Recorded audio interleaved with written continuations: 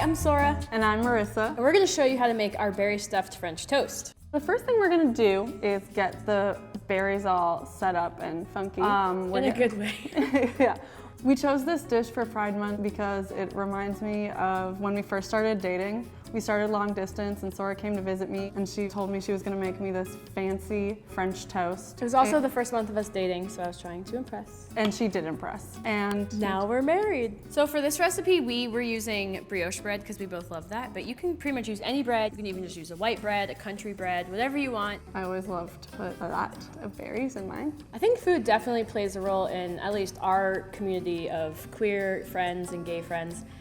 In Boston, we had this huge house and all of our friends, either gay or gay queer allies, were always coming over to eat with us and we'd cook for them. And I think that that was very much us providing this amazing, safe, welcome space for all of our queer friends to eat food together, share stories, and just have fun. So now you have your egg mixture all ready. Take your sandwich and you dunk it in the egg mixture. We're gonna put this in the frying pan for about 3 minutes on each side until golden brown.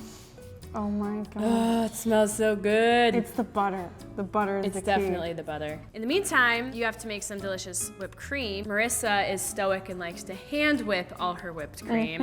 It adds a little love too. My forearm is very tired.